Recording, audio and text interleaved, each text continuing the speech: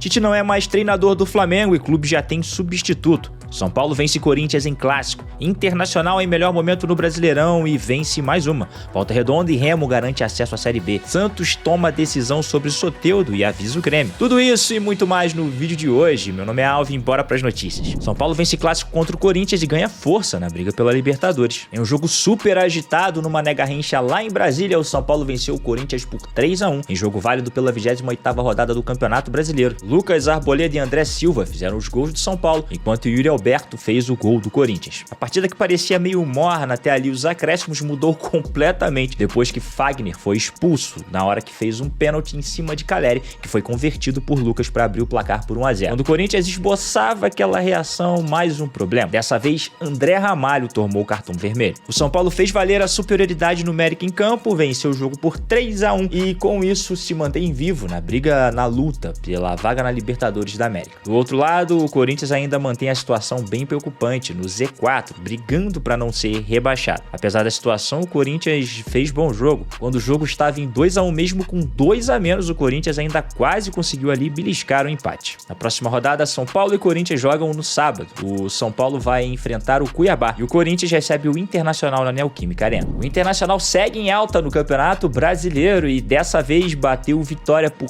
3-1 e já chega ao seu 8º jogo de invencibilidade. Alan Patrick abriu o placar aos 47 do primeiro tempo de pênalti. Depois disso, Wesley marcou um golaço para poder ampliar. O Vitória pressionou para tentar conseguir um empate, mas parou no paredão Rocher, que fechou o gol. No final, aos 46 minutos, Alan Patrick fez boa jogada, tocou para Wesley, que marcou o gol da vitória, sacramentando o 3-1 do Internacional para cima do Vitória. Apesar da série muito positiva do Inter, eles ainda seguem fora do G6. O Colorado está em sétimo, com 45 pontos. Já o Vitória tem 28 pontos e ocupa a 16ª colocação, uma posição fora ali da zona de rebaixamento. Em último jogo sob o comando de Tite, Flamengo vence o Atlético com um gol de Gerson no final. O Flamengo sofreu no Maracanã antes mesmo do jogo começar, já que a torcida estava protestando a eliminação na Libertadores contra o Peñarol. Mas acabou que o Flamengo voltou a vencer no Campeonato Brasileiro. O clube bateu o Atlético Paranaense por 1-0 no Maracanã na noite de domingo, mas o gol só veio aos 44 minutos do segundo tempo, depois de cruzamento de Wesley para a cabeçada de Gerson, que marcou o gol da vitória. Já o Atlético Paranaense segue o seu calvário em 2024. Já é o 5º treinador na temporada e o Furacão não consegue vencer. A última vitória foi contra o Cuiabá no dia 28 de julho no Brasileirão. O Atlético Paranaense agora está a 3 pontos da zona de rebaixamento. Tem 31 pontos e está em 15º colocado. Já o Flamengo permanece no G4 com 48 pontos na 4ª colocação. Por falar em Flamengo, Tite é demitido pelo clube. O Flamengo decidiu realmente demitir o técnico Tite. Na manhã de segunda-feira, o clube anunciou em nota oficial o desligamento do treinador e de sua comissão técnica. Depois da eliminação para o Peñarol e de partida bem fraca do Flamengo contra o Atlético Paranaense, o treinador não suportou a pressão. O clube de regatas do Flamengo informa que o técnico Tite e sua comissão técnica não comandam mais o elenco rubro-negro. A direção agradece aos profissionais e deseja sorte na continuidade de suas carreiras. Felipe Luiz assume interinamente a equipe. Tite deixa o clube 2 dias antes do Flamengo fazer uma partida importantíssima na Copa do Brasil, que é a semifinal contra o Corinthians no Maracanã. Inclusive, a Copa do Brasil pode salvar o ano do Flamengo, né? Em sua última partida comandando o time contra o Atlético Paranaense, Tite foi hostilizado pela torcida, xingado antes do jogo, durante e também depois. Na coletiva depois do jogo contra o Atlético Paranaense, Tite afirmou que se sentia respaldado pela diretoria do Flamengo, coisa que a gente viu que não estava tanto assim no dia seguinte, né? Segundo o jornalista Venê Casagrande, a diretoria do Flamengo estava bastante incomodada com a postura de Tite depois da eliminação. Landim sente que o treinador estava muito abatido e que não ia conseguir continuar segurando as pontas no comando do time do Flamengo. Outra coisa que também incomoda a diretoria do Flamengo é, por exemplo, o fato de que Tite falou que Matheus Cunha continuaria sendo o goleiro do Flamengo na Copa do Brasil, mesmo com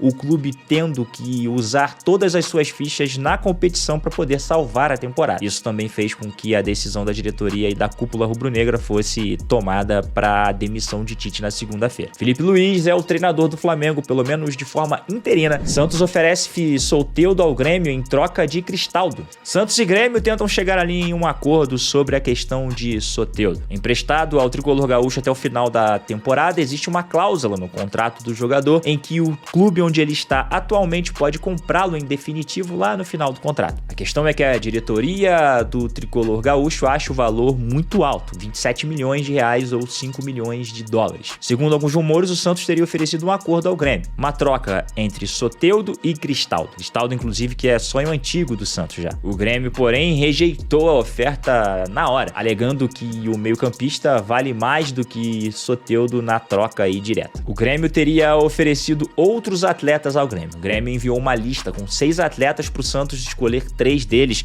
e ainda mais 3 milhões de dólares. Soteldo chegou no início da temporada ao Grêmio e a diretoria do Clube Gaúcho quer que o jogador continue. Volta Redonda e Remo garantem acesso à Série B do Brasileirão de 2025. A Série B do Campeonato Brasileiro 2025 teve a confirmação de mais 2 clubes nela. São eles o Remo e o Volta Redonda. Com isso, os clubes acabaram com as vagas que tinham no Grupo B para poder levar algum clube para a Série B do Campeonato Brasileiro do ano que vem. Todas as vagas de acesso desse grupo já foram preenchidas. O Grupo C ainda reserva 2 acessos para a Série B do ano que vem. Estão na briga o Atlético Clube Londrina Ferroviário e o Ipiranga. Pedrinho abre o jogo sobre reforços que o Cruzeiro deseja para 2025 e faz promessa. Sócio majoritário da SAF do Cruzeiro, Pedrinho deu entrevista coletiva e falou que pretende comprar 2 atacantes para o Cruzeiro para a temporada de 2025. Temos a ideia que precisamos de 2 atacantes. O Arthur já saiu. Machucaram nossos 2 atacantes. Hoje estamos jogando e não temos reposição. São os meninos da base que subiram e hoje viajaram para jogar a final do Brasileirão Sub-20. Temos a ideia de trazer 3 jogadores de nível nacional, prometeu Pedro Lourenço. Pedrinho ainda falou que o Cruzeiro já está trabalhando para a temporada 2025, sondando o mercado e vendo quem pode chegar. Vale lembrar que nas últimas semanas, rumores de Gabriel Barbosa no Cruzeiro pintaram por aí, né? Agora resta esperar para ver o que vai acontecer para a temporada de 2025. O Fluminense perde 2 jogadores para a partida contra o Cruzeiro. Como se já não bastasse a derrota de 1-0 para o Atlético Goianiense, o Fluminense ainda perdeu 2 atletas para o próximo confronto contra o Cruzeiro. São eles Diogo Barbosa e Germancano. O lateral esquerdo recebeu seu 3º cartão amarelo e o atacante tomou logo o vermelho. Assim, eles não podem enfrentar o Cruzeiro na quinta-feira em jogo às 9h30, válido pela 29ª rodada do Brasileirão. Sem Diego Barbosa, fica a dúvida de quem vai jogar. Gabriel Fuentes ficou no banco de reservas na última partida. Já Marcelo não foi nem relacionado porque estava com dores na panturrilha. Caso camisa 12 volta, o técnico Mano Menezes vai ter 2 para poder escolher um. Se Marcelo continuar sem condições, aí o colombiano vai ser a única alternativa do tricolor carioca. Já no ataque, a tendência é que Cauã Elias fique com a vaga de Germancano. A verdade é que a derrota para o Atlético Goianiense mantém o Fluminense em situação desesperadora no Brasileirão. Estacionado nos 27 pontos, o Fluminense segue em 18º colocado. O Atlético Goianiense, com a vitória, foi a 21 pontos e segue na lanterna do torneio. Yuri Alberto volta a viver boa fase pelo Corinthians e sonha em retornar à Europa. Yuri Alberto voltou a brilhar no Corinthians. O atacante vem fazendo ótimas atuações e também voltou a ficar ali na lista da confiança da fiel torcida. A verdade é que a chegada de outros reforços, como por exemplo o Memphis Depay, fez com que Yuri Alberto voltasse a jogar melhor ainda, porque na verdade a gente sabe que essa competição dentro do elenco faz o jogador se dedicar mais para poder continuar em campo, né? Apesar das boas atuações e contrato até 2027, Yuri Alberto tem desejo e vontade de voltar para a Europa logo agora, já em 2025. A pressão de atuar com a camisa do Corinthians e a pressão da torcida é um dos fatores que faz com que o atleta queira retornar para a Europa. Outra coisa é que Yuri Alberto já deixou claro que não pretende assinar contrato com nenhum outro clube brasileiro. Se for sair do Corinthians é para voltar para o futebol europeu. Vale lembrar que no meio dessa temporada o Southampton tentou contratar Yuri Alberto e demonstrou muito interesse, pelo menos por empréstimo, até o final da temporada. No entanto, o Corinthians vetou a saída do jogador, apesar dele ter sim vontade de ir para a Inglaterra. Mas o que vale é essa temporada. O jogador está dedicado e jogando e o seu futebol melhorou muito, ajudando o Corinthians a sair da situação do Z4 e vivo ainda em competições de Copa. Justiça condena o Sport em ação movida por Adrielson, do Botafogo. O Sport foi condenado pela Justiça do Trabalho a pagar 3.400.000 reais para Adrielson. O jogador moveu uma ação contra o Leão em junho de 2022 e depois disso assinou com o Glorioso. O processo está transitado em julgado. Portanto, após caminhar por todas as instâncias, não existe mais condições nenhuma de nenhuma das partes tentar recorrer com isso. A direção do clube rubro-negro admitiu a derrota, mas vai tentar destinar o valor para a recuperação judicial que o clube atravessa. E você que nos assistiu até aqui, o que você achou das notícias de hoje, hein? Não esquece de deixar o seu like, também os seus comentários, pois ele é muito importante pra gente. Meu nome é Alvin